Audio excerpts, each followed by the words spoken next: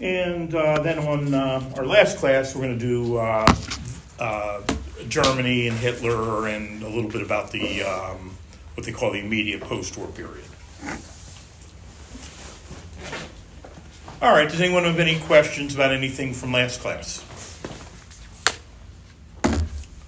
Okay. So, all right, so we have that rise of totalitarianism after World War I. We never saw anything like that before.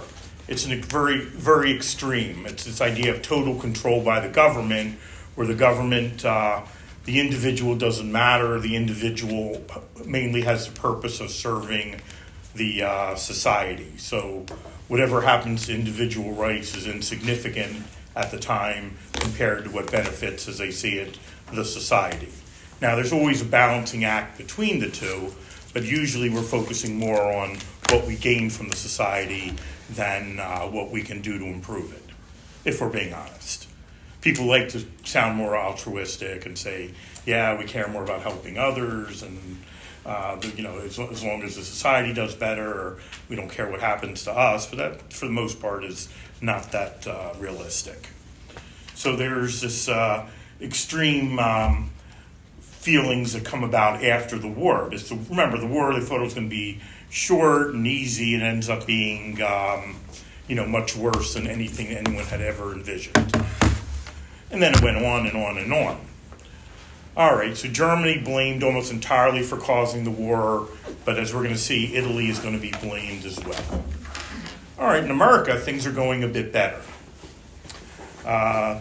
One thing that's going to unite both the Americans and the people in Italy, Germany, and basically everywhere is there's going to be, particularly in America, there's going to be the rise of what's called the number one here, the capital N new, capital M morality. So a whole kind of new morality that develops after World War I.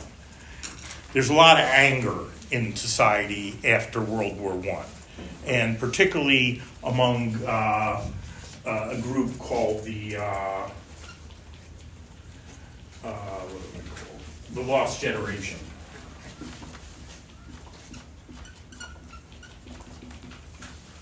All right, now the Lost Generation are young people who gave up their youth, their joy of life, to the war.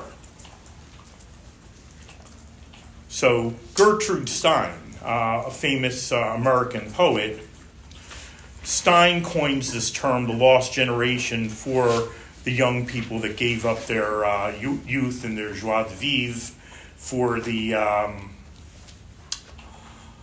war. So they were sentenced into this war that they didn't want to go to, and ultimately they made the ultimate sacrifice for it. They either lost their life, they had post-traumatic stress disorder, as what we would call it today, or, in some ways were definitely changed in every way because of the war. And it was a war that never had to have happened. The young people are very angry about the war. Now, there's always generational conflict. That we see it all the time. I'm sure you experienced this a little when you just went back for Thanksgiving, if you haven't been home since you started the semester. Certain things that are perfectly normal here on a campus, a college community, are going to be a lot different once you go home.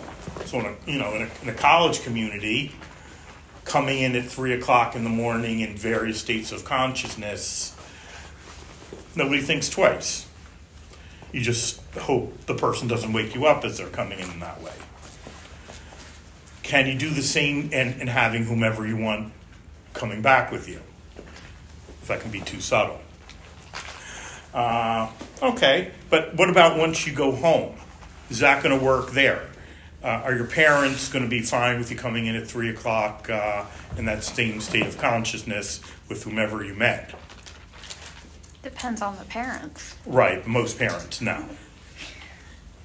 Now, by the time you're in your late 20s, you might not think anything at all, but somebody 18 or 19, 20, They come back like that. How are they used to seeing you? They're used to seeing you as their kid. They make the rules. You're used to being an independent individual because that's what you are here on the campus. You have your own key. And, you come in and out as you please. Parents have different ideas about whether you have to show them your grades or not. Part of it probably based on how much they trust you and also whether they're paying for your, tuition or part of it. Okay, but so there's always this generational conflict. So you have different views than they do. You have different styles of dress. Your music style is completely different. Things you find important, they probably don't, and vice versa. Okay, nothing new. That's been every generation. There's this generational conflict. Here, the young people are furious at their parents. They hate their parents with every bone in their body. Why? Because they felt their parents dragged them into a war that never had to have happened. This wasn't a war of necessity. This was a war of greed. Everyone felt they could get a lot of real estate for very little effort. And once it turned out it wasn't going in that way, what did they do? They're turning up the propaganda machine to continuously fight for the war. Now, there's a saying we associate with the Vietnam War, but it could just as well be this war, the Great War. The term goes, young men die for old men's pride. What do you think they mean by that? Young men die for old men's pride. Yeah. The ones who are making the decisions aren't feeling the consequences. Okay, right. The ones making the decisions are not the ones feeling the consequences. They're sending out a different generation to carry it out. So the ones who come back in body bags or mentally scarred or, in some ways non-whole are going to not be the same ones making the decision. So the geezers are ones making the decisions, but they're not the ones carrying out the directives. Okay, so same thing here with World War I. Now, a lot of the young people wanted to end the war. They couldn't because the ones making the decisions say that's what you have to do. That's what's expected of you. And we even saw with that All Quiet on the Western Front where they were saying, what's the teacher saying? Hey, that's what makes you a real man. To be a real man, you have to go out and fight, sacrifice for others. Okay, but meanwhile, they're not the ones making the decision. So they're furious at their parents, and you're going to see that in the way that they're rejecting everything that their parents believed in. Now, usually people end up being kind of like a small version of their parents or sharing a lot of things in common with their parents. They say they won't, but then in reality, that's the way they know how to raise kids, and they're going to raise their kids in a similar way and often, believing the same things that they're taught by their parents. This is not going to be the case in this time. They're rejecting everything that their parents believed in. So what the lost generation, the people who lost their youth and innocence to the war, what they start developing is going to be this number one, new morality. So let's see what makes up the new morality. And the new morality is going to be also connected to number two here, the Jazz Age. So the Jazz Age is going to be part of that 1920s new morality. Okay, so let's see what the new morality is about. First of all, for their parents, everything was about jobs. That's how people define themselves. That's how you gained respect in the society. What kind of job you did and how well you did it and how much you were paid for it. These are the things that make you seen as a worthwhile person or not. Now, some of that does continue to today. I'm not going to say it doesn't. But this was everything for the Victorians. So now the young people, they felt they had done all this fighting already. So they had been fighting heavily for all these years. So they felt they did their job already. So what are they going to want? They're not going to want to work that hard. So they're not going to care much about their jobs. They're going to try to get the easiest jobs they can and then not do a particularly good job in doing the jobs. So they're going to look for the easiest jobs that they can and then not try very hard to do them well. But how are they going to define themselves? They're going to define themselves by their leisure pursuits.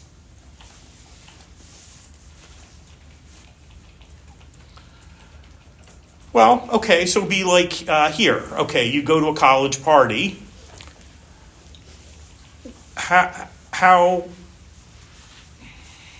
What would be like one of the first things you would ask somebody there? Like, what's your major? What's your major? Sure. Because that's going to be a lot more important than what's your job, how you're earning a living. Because, none of the jobs you're doing at this age are going to mean anything. They're minor, nothing things that just, give you some money. They're not going to be what you're going to be doing after college. But your major is. That tells you what you're interested in, what you're good at, what possibilities you're likely to have in the future. So that says a lot about you. Whether you work at Wawa, 7-Eleven, stacking books, cleaning trays, or none of that matters. It's just a temporary thing. I worked at Kmart a little bit when I was in college. I didn't define myself by that.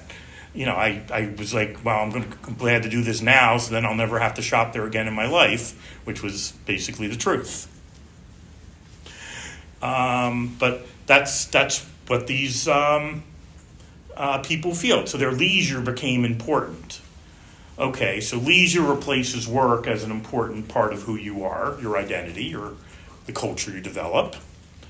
And one of the things that they were really interested in was going to be music.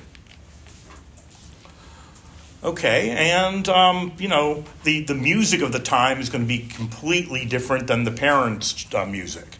Now, their parents like classical music, formal music in a formal concert hall. The kids, they like the counterculture movement of the time, which is going to be, in America, jazz. Now, why am I calling that a counterculture movement? What counterculture elements are there in jazz? It's a little more like upbeat and, upbeat. Okay, so it's often more upbeat, okay. Or can go dramatically the other way, the blues element of jazz. Jazz and blues are a lot more improv. Yes, very good. Different instrumentation, very improvisational. So you can play the same thing 100 different ways depending on the mood of the people creating it. How about classical music? Classical music, very defined.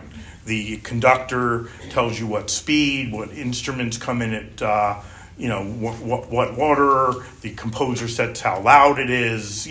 Everything very structured. Yeah. There's a lot of African American roots to it. Okay, yes. So it's coming out of the South. It's African American roots in the South. The African Americans are the down and outs. And it's a distinctly American form of music. Classical is not. Now, if I said I saw two groups walking in Center City, one was going to a jazz club and one to the Kimmel Center, would anyone have any difficulty deciding which group was going where? Okay, why? How would you know which one was going where? You're in a Kimmel Center, you're probably dressed pretty formal. Okay, so they're dressed much more formally for a classical concert. Good. Any other difference? All right, well, let me put it this way. I like mostly classical, and I'm usually one of the younger people there. So classical, whole lot of older audiences. What about the timing? Is the timing of a classical concert and a jazz set going to be the same? Now, jazz, where is it usually performed?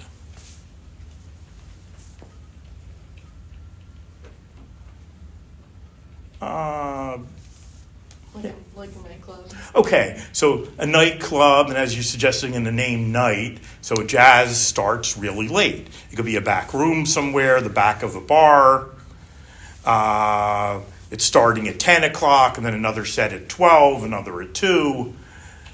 What about a classical concert? Much earlier. So what do we have? One, older people, formally dressed, following a music with a lot of rules and structure. The other, much more of a free-for-all. So it's late at night, people are drinking, it's much darker, so it's a much more sexually charged atmosphere. So easy to imagine things going on at under the tables at a jazz club. Is it going to be the same thing with grandma sipping her martini with her blue hair? Is she getting it on behind one of those nice big pillars at the Academy of Music? A little hard to imagine, yes. Okay, so that brings us to another element of the new morality.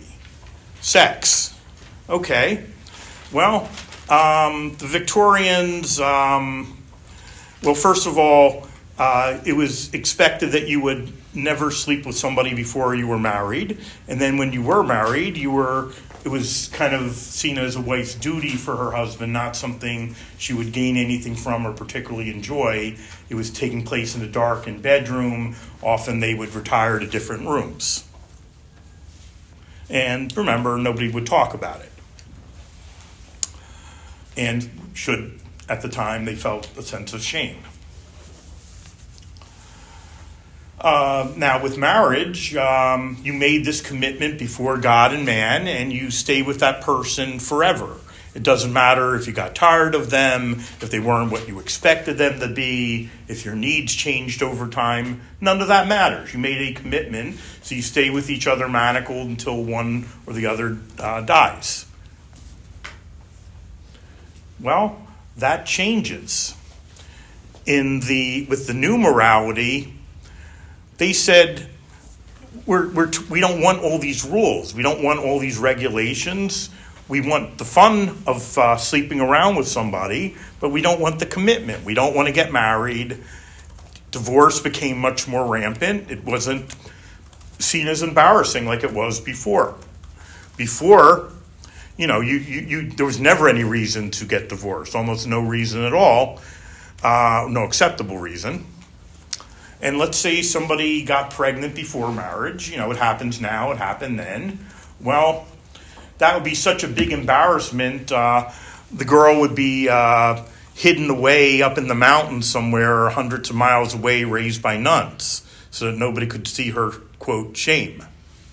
Now, these things happen. What are you going to do?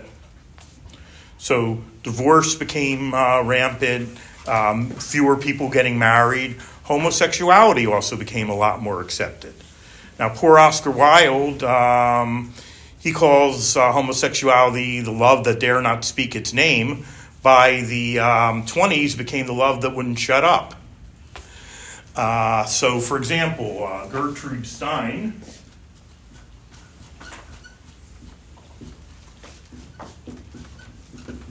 and her lover, Alice B. Toklas, were living essentially a lesbian marriage in Paris of the 1920s. They weren't discreet at all. They weren't hiding it. No one cared. Now, Gertrude Stein's the one who came up with this term, lost generation. So sexuality also changed. Divorce, homosexuality, clothing became changed a lot in the 20s. That's where you have the flappers. Women start showing some skin for the first time. Some people delighted by it, some horrified by it. Well, when I talk about skin, yep, those nude ankles, they were displaying them. I think they were showing a little bit more than their ankle. Yeah, so even as high as the knees.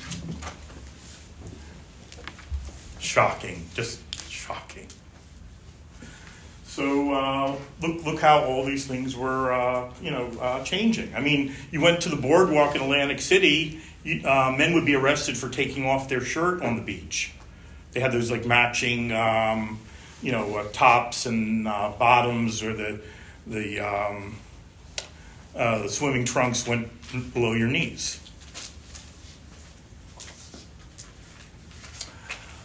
So all of these things happening as part of the new morality, and then it's called the Jazz Age because of all the this new interest in jazz and all the things we talked about with jazz indicating. It's a youthful movement, improvisational. It's reflecting the ideas and the feelings of the down and outs. It's an American form of music. So all these things we think of with jazz. Okay, but in America, things were going very well. You were having a lot of people who suddenly became millionaires overnight. They didn't understand how, but they didn't care as long as they were making money. Everyone was really excited. The war was over in America, and they were celebrating. Now, some of the celebration of the time, they went kind of overboard, and you're going to see a lot of people drinking and over-drinking. Eventually, there are a couple groups like the Women's Christian Temperance Movement. Another really fun-sounding group called the Anti-Saloon League. They pushed the government to pass prohibition.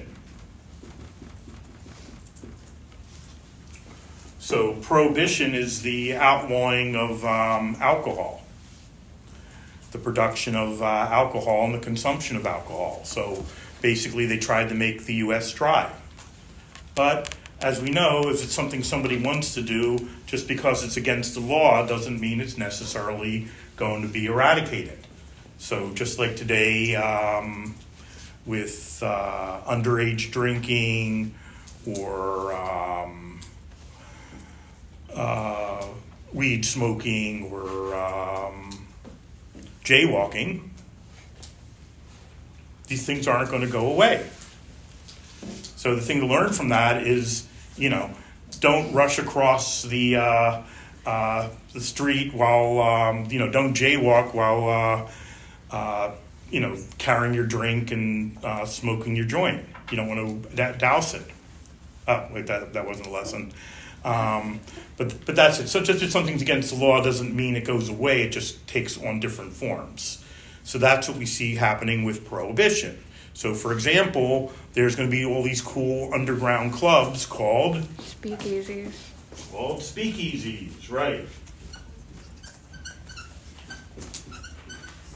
They were called speakeasies because in those places you could speak easily. You were with other people who were breaking the law, so you were free to, act the way you want, say what you want, and drink how you want. So speakeasy, an underground club. Now, one of the American Historical Associations, one of our meetings there, was in a former speakeasy when we were in Chicago. And it was, kind of a pretty cool looking place. Let me describe it. Okay. It had a door with like a sliding panel on it. So you would knock on it, somebody would say, "What's the password?" And it'd be something like real clever, like "Tom sent me." And then, "Oh, Tom sent you. Okay, well, you know the password, so come in." There they would have couches, usually 8 or 9 couches around there. The walls were usually dark, in this case, burgundy. The lights were very dim. People would sing what are called torch songs. Okay, a torch song's kind of a longing love ballad. So, you hear that term, "I hold a torch for you." It means I desire you. There could be some symbolic meaning there, but I'll leave that for you to figure out. Or look at the works of Aubrey Beardsley. But anyway, it's a slow, long, sad ballad, usually unaccompanied. All right, and what were they drinking? Well, first of all, they were drinking in usually little Chinese teacups. and what they were drinking was Canadian whiskey. All right, now why Canadian whiskey? Well, is anyone going to say it's as good as Scotch whiskey? No, it's not even as good as Irish whiskey. But it's easy to smuggle in because the Windsor, Canada, where they make Canadian Club whiskey, right across from the Detroit, right over the Detroit River, so much easier to smuggle in. Or if anyone's seen Boardwalk Empire, kind of shows you that a bit. All right, so they're in the clubs, but just like we like to go out sometimes with friends, we also like to have home parties. Well, they had some really interesting home parties as well, but the drink was different. Instead of Canadian whiskey and Chinese teacups,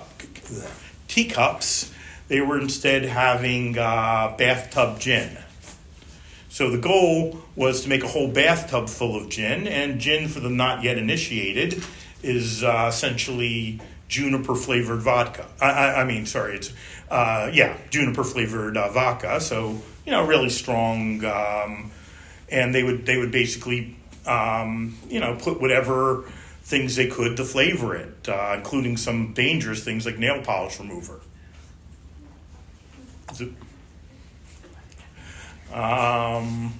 Anything to get that buzz. So the goal was to drink a whole bathtub full of whiskey. Rarely was that accomplished at the parties, but you would flop down there in your apartments and then kind of wake up late the next afternoon usually. So these are some of the things going on. Now, people were spending a lot of money, living the good life. The dances of the time of the 1920s, very upbeat. For example, the Charleston, that was a very popular dance of the 1920s. Dun, dun, dun, dun, dun, dun. So it's, really very, very brassy and fast-moving. And in terms of design, Art Deco dominated. Art Deco is basically the new version of the Art Nouveau. Art Nouveau is the 1890s. Art Deco is the 1920s. So you've seen some Deco things. It's elaborate. I'm a pen collector, and I have to admit some of the more showy pens in my collection are the ones from the 20s because they're big, they're oversized, they're bright, they're loud. So jewelry became that way. A lot of rhinestones, a lot of big flashy type of things. Ostentatious. Yeah, it was purposely made to be ostentatious. Where today it's kind of fun to wear a single item that's deco, but at the time they were wearing all these things together. And I still remember it's a little embarrassing. I had this. Was she like I don't know, some kind of old relative, but I didn't see much. But I remember she came to my bar mitzvah and she was wearing this big, flashy thing, which now I would recognize as deco. But at the time, I'm like, wow, you must be super rich. Look at the size of that ring.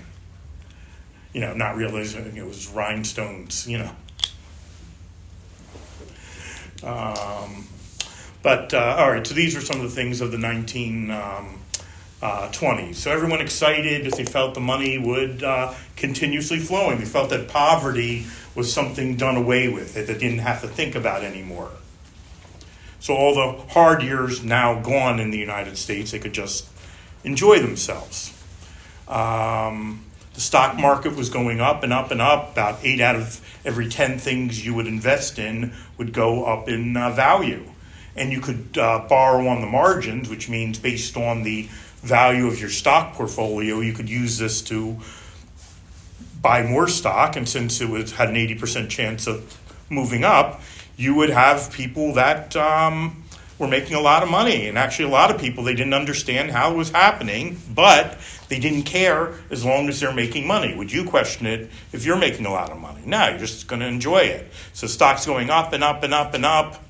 Everyone celebrating, just having a lot of fun, buying a lot of stuff, brassy music, fast dancing, showing of skin, much more open sexuality. So, a fun, exciting time. But as we know, good things do eventually come to an end, and that is what is going to happen with the end of the 1920s. So it almost makes it into 1930, but on October 29th, 1929, there's going to be a crash of the stock market. So that's going to be the start of what's called number 3 here, the Great Depression, or as it's also known as the Great Slump. So what a slump means, a very rapid decline. So the Great Depression is specific to the United States, but the Great Slump is worldwide. Yes? What was the date you said? October 29th, 1929. So almost in 1930.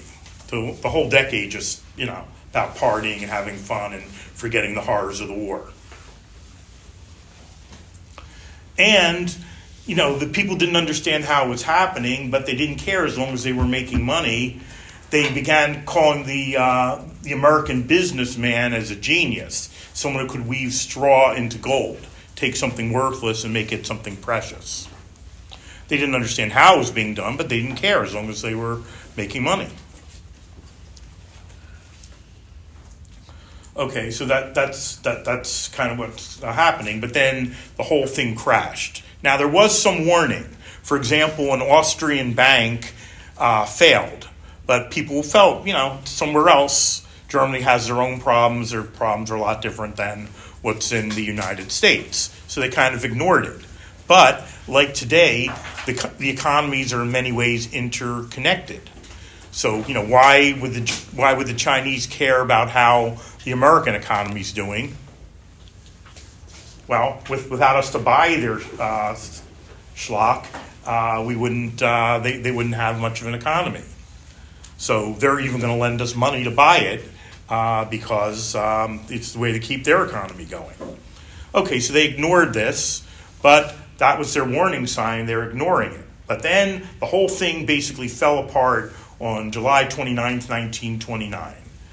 And basically people's stock market was quickly declining. Now, they saw the values of their stocks going down that day, and very quickly. Well, what's the normal thing to want to do when you see the value of your portfolios going down? You're going to want to keep it or get rid of it? Get rid of it, okay. But the more people that do that, the less confidence it shows and the quicker the value goes down. So more and more people dumping the stock, quickly it was declining. And at the same time, when people saw their portfolios are declining, they're also going to try to get out their cash out of the banks. Now, the banks did not have most of their cash available. So when people would go to the bank, demand everything they had, the banks would give you whatever they had, but then when they ran out of money, they would just close the bank.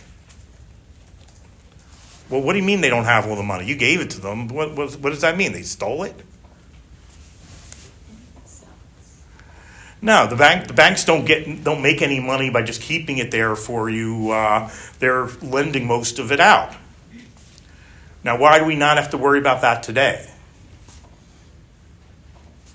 There's like a insurance kind of thing. Yeah, there's the FDIC started by Roosevelt in the 30s, so they're going to secure your money. If the bank fails, the government will give it back to you up to $250,000. If for some reason you have more than that, I imagine for most of us that's not going to be our biggest problem in life.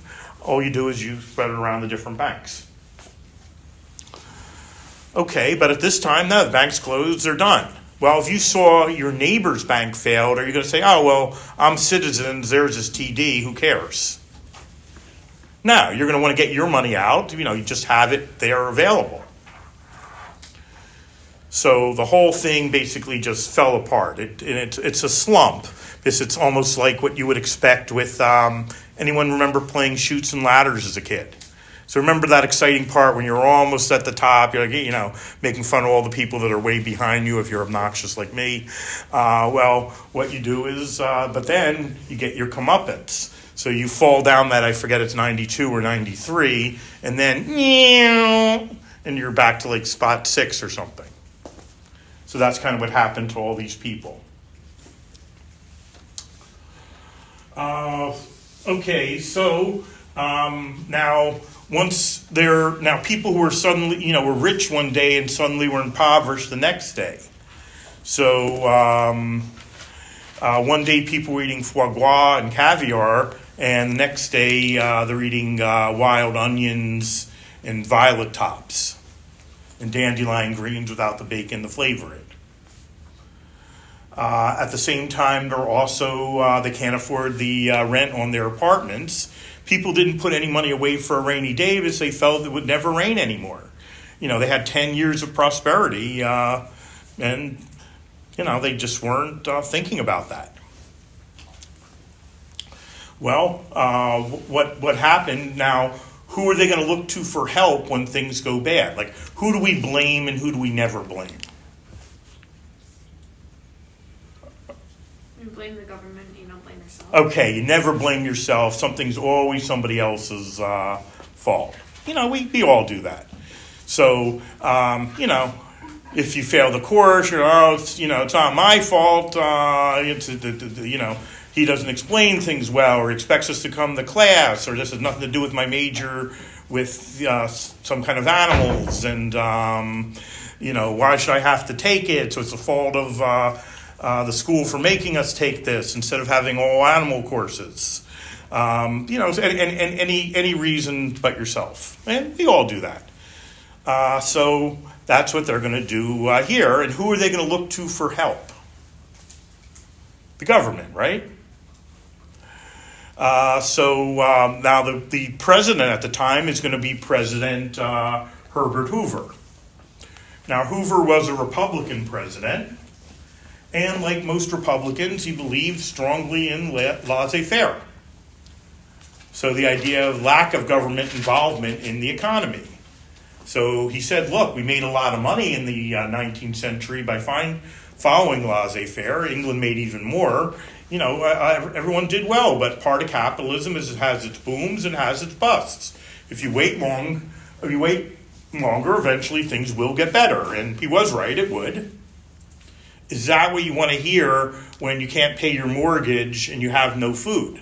And you lost your job because nobody has any money to buy anything? Now, what are you going to want to hear from the government? You're going to want to hear what are they going to do to make things better. And Hoover had about the same amount of charm as Dick Cheney. It's a very porcupine-like demeanor. Just no warmth. Just they're looking for Bill Clinton saying, I feel your pain. How much pain did he feel? He's a multimillionaire. But, he gave that impression that he cared. And, you do feel that he cared.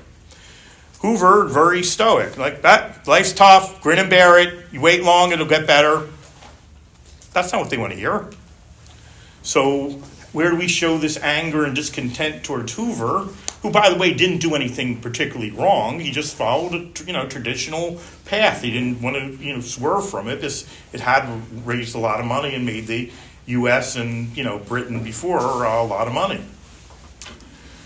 But that's not what they want to hear when things got bad. So then they start blaming it on Hoover. For example, they start living in what are called number 4 here, Hoovervilles. Now, Hooverville is a shanty town. So that would be like living in a broken car or living in like a tent city, just blankets or tents down by the junkyard. So that would be an example of a Hooverville. And the fact that they're calling it Hooverville shows they're blaming Hoover.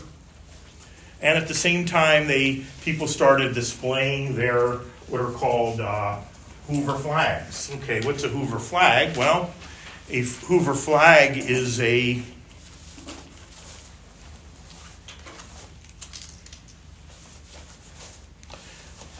inside lining of your pocket, showing you have nothing in it and that you're blaming it on Hoover. So the white lining of your pocket, that would be a Hoover flag.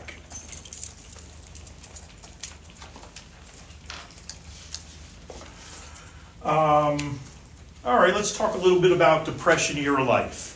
Now, Depression era life, the one thing interesting about people is just how resilient they are, that they can get through things that seem impossible to get through. People got through World War I, they got through World War II, they saw the things, all the Great Depression, we got through the, COVID, the Great Recession, there's all these horrible things, but people survive. They get through divorce, death of children, attacks from neighboring countries, just all these horrible things.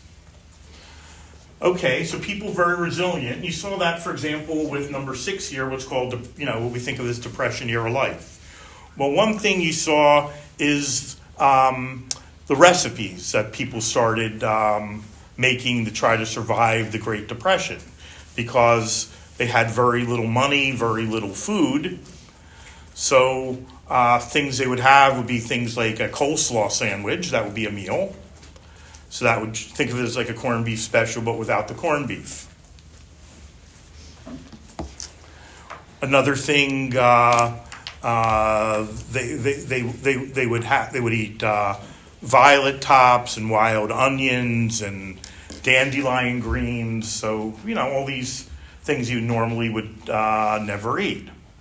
They would make stews, invite neighbors who were out of work in to eat with them. They always felt, just add some more water, you can make the stew or soup go further. So they were very good at, they would even go out to eat. Now, people like to go out to eat, but you sometimes don't have the money to go out to eat, but they came up with a way around that. And no, it's not the dine and dash, so that's going to be later. But no. What they would do is, you went to a restaurant, you'd sit down, they'd bring you a glass of water, you'd have mustard and pepper and salt and ketchup there. They would just make a tomato soup out of the ketchup. So something for free, but they could still go out to eat. So all these horrible things. Now, you would have people that... Now, you sometimes see in times of trouble, people help each other and care about each other and take people in ways that they don't when times are doing better.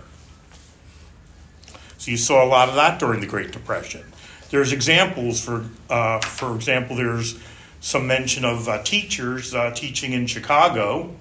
And since the tax base was so low because nobody had any jobs, so they're not getting any tax money, they often couldn't pay the teachers or pay them very little. So there were some examples where the teachers would faint right in front of their class and then go, as soon as they woke up, just continue where they left off.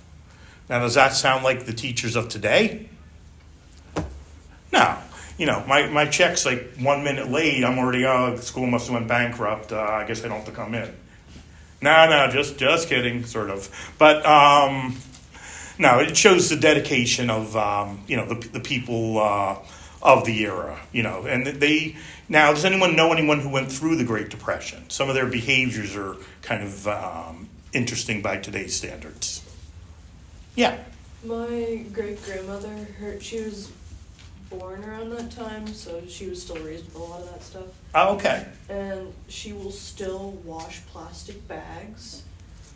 We have recipes that we still use that don't have things like eggs or anything in them. It's just really, really, really simple stuff. Yeah. But it still tastes good.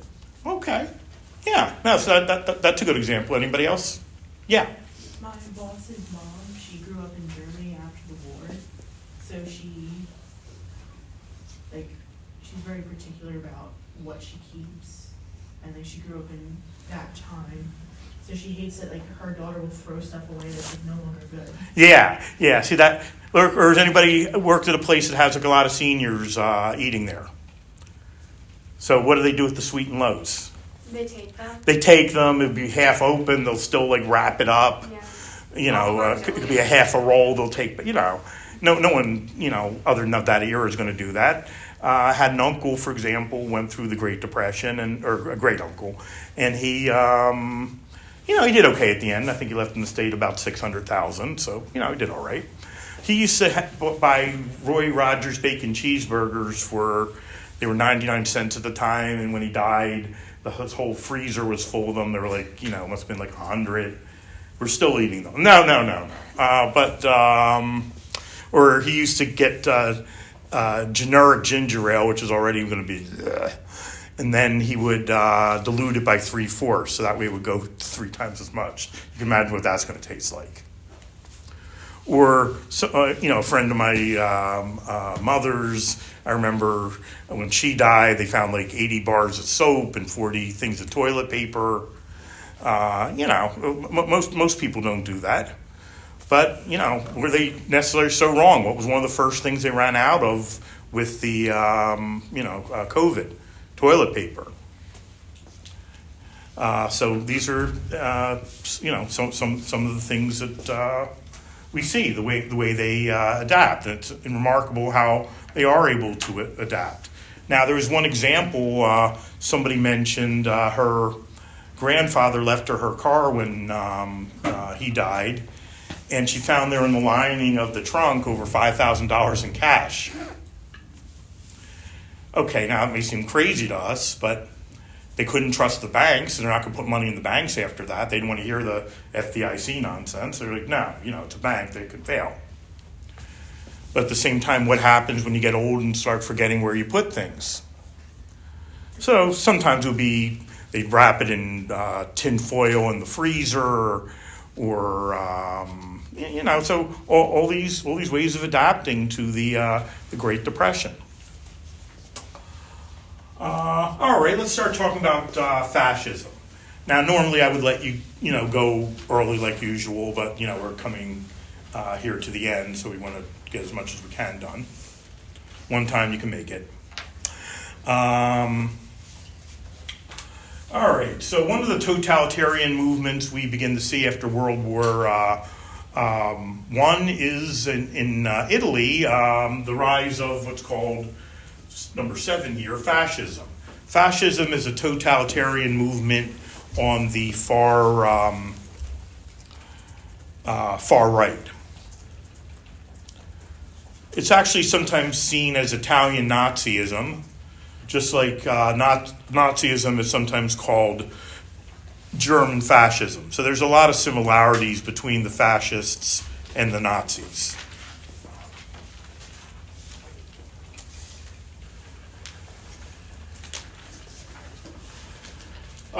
Okay, now first of all, let's put the context of what's happening in Italy after World War I. All right, well, first of all, the Italians are in really bad shape. Now, Italy, a place known for their wonderful food, it's still today a lot of people's favorite food. Not mine, but a lot of people's. And, I like Northern Italian food, but that's a lot different. That's basically French light. But, okay, so they're known for their great food. They're going through garbage cans looking for anything that they can find to cook.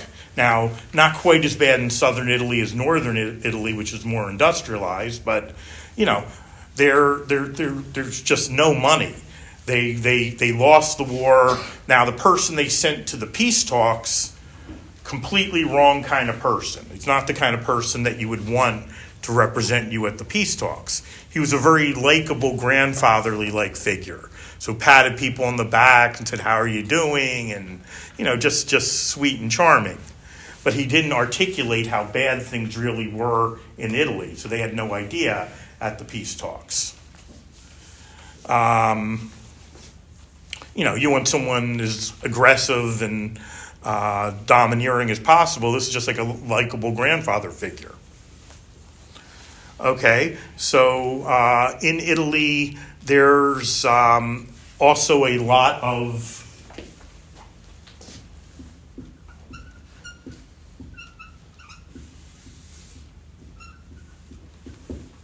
underemployment.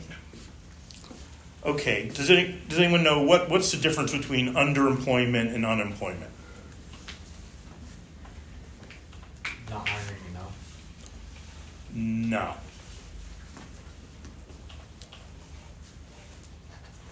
Most people today are more likely to suffer, at least now, from underemployment rather than unemployment.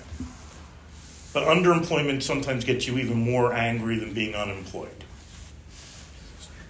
Like being employed like below your skill level. Yes, exactly. Being employed below your skill level. So it'll be like taking all these, courses here at Del Val, some of them actually really challenging, and the other ones that are not challenging, ones you don't want to take.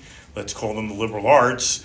And, going through all that, paying lots of money, then going, beating the odds, getting into a vet school, going through, 4 years, I guess, and then, getting your degree, but then finding there's no jobs available as a vet, so the only way you get a job is to work at a PetSmart, cleaning the animal cages.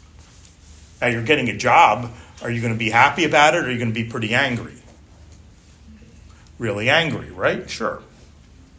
Or it'd be, like someone getting a PhD, once again, a lot of years, it's a research degree. You're supposed to really be dealing with advanced students and doing research.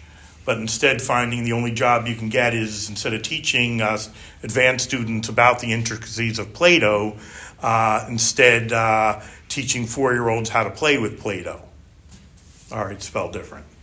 But you're going to be kind of angry, right? You're not going to feel, this is really worth it.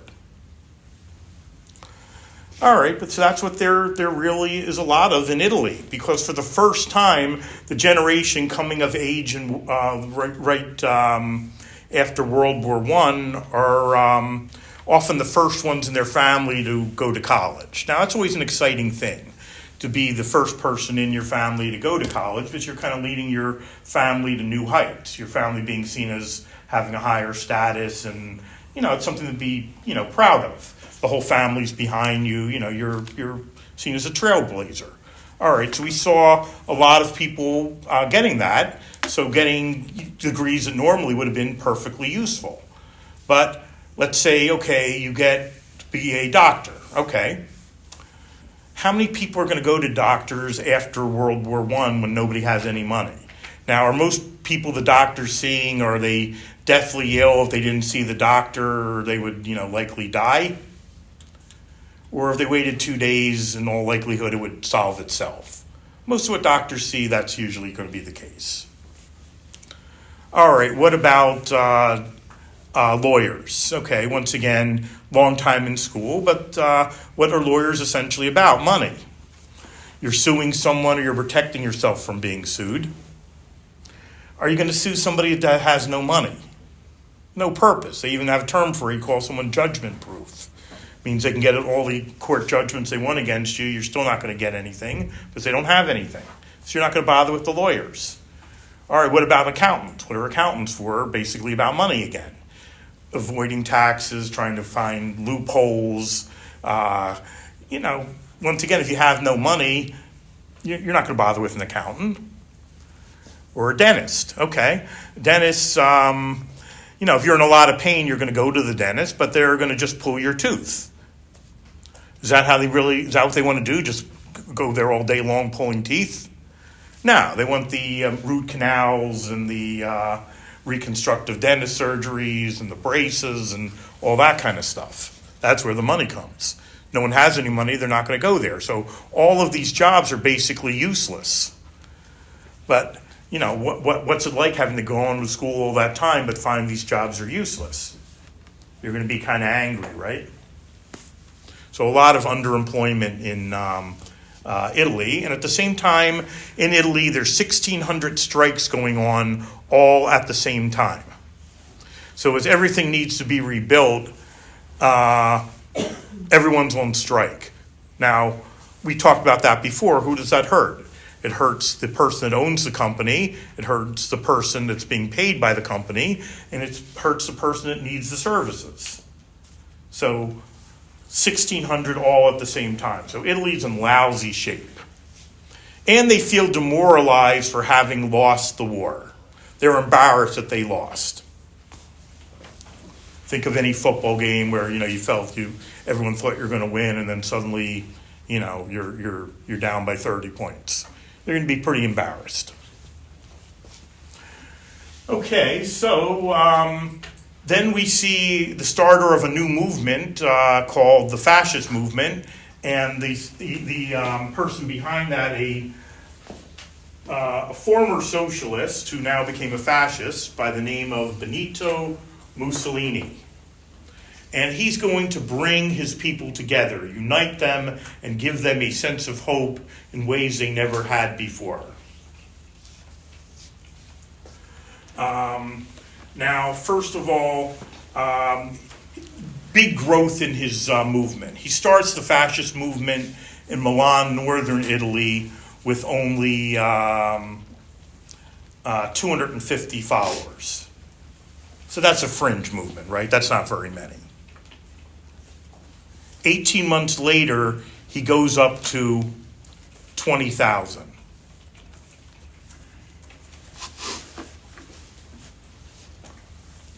"18 months after that, by 1922, he has 250,000 followers. What's that show us?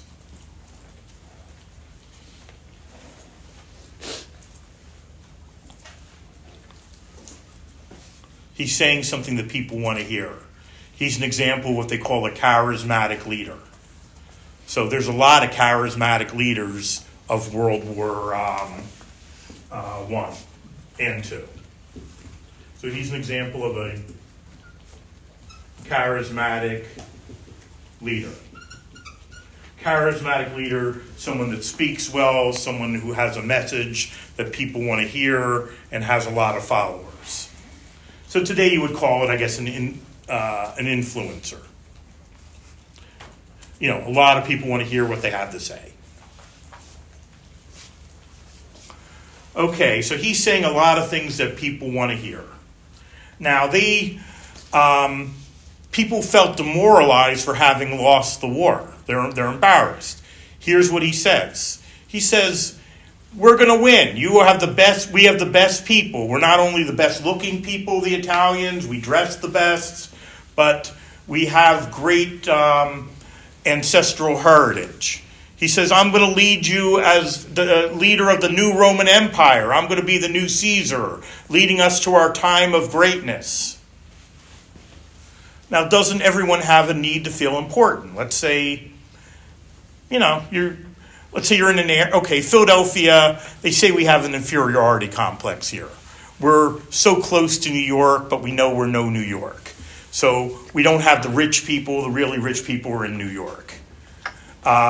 We don't have the particularly talented people. The really talented people are in New York. We don't have the best looking people. Just look around. But the best looking people, California. So what do we have going for us? But we still have this need to feel important. So we say, hey, we have the best cheese steaks, and we have the biggest and best pretzels, and we have the fattest people because they have the most cheesesteaks and big doughy fat pretzels. So need to feel important. But let's say you live somewhere in the middle of nowhere. Let's call it Pottstown, or let's somewhere around, or Potts Grove, or Pot something. What do you have going for you? You can say, hey, we have the biggest ball of string in the world. Please come and see it. Is that going to be a big deal in a real metropolitan area? They'll laugh at you. That's ridiculous. Or but that's what they begin to feel. So he says he's going to lead you to the time of greatness. You're the best, and he starts uniting the people. So he sets up a bunch of slogans that help unite the people. Okay, what is a slogan? It's an easily reducible message, a quick message. Okay, here's one of his slogans. Mussolini is always right. Well, that's right to the point, right? Another one. Believe, obey, and fight. So that's another one of his slogans. Believe, obey, and fight. Another one is, a moment on the battlefield is worth a lifetime of peace. So slogans are a quick way to, unite people. Just think of it like Nike, Just do it. Go out in there and buy the sneakers for $150, made in Vietnam for $5. Don't think twice about it. Now, another thing he does is he makes a dichotomy between us versus them. So you're either with us or against us. And the way he does that is he brings people together by creating uniforms. What does a uniform do? It's suggested in the name. Whether you're a police uniform, a firefighter uniform, a businessman uniform, one. So it brings people to one way of doing things. So another thing he does is he sets up the number 9 here with the black shirts. The black shirts are going to be the shirts worn by the fascist soldiers, so they become known as the black shirts. And we'll discuss next time what the fascist soldiers do. Okay, everyone, thank you. See you for our last class on Thursday.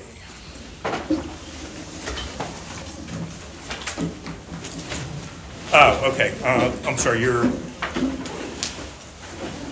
Let me give you back your quizzes.